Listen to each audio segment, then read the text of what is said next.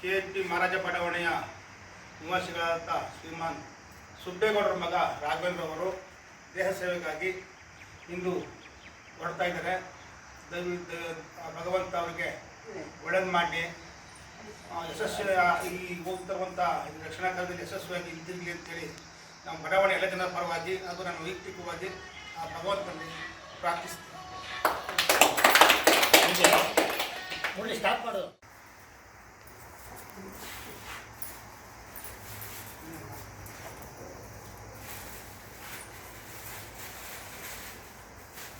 ಇದು ಮಾತುಕತೆ ಇದೆ ಶಾಂತಿ ಮಾಡೋದು ಅಂತ ಹೇಳ್ತಾ ಸನ್ಮಾನ ಮಾಡಿದ್ರು ಮತ್ತೆ ಕದನ ವಿರಾಮ ಇದು ಮಾಡ್ಬಿಡೋದು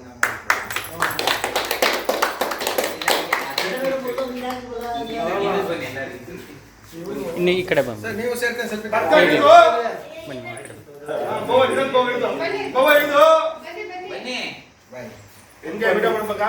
ಅಂಕಲ್ ವಿಡಿಯೋ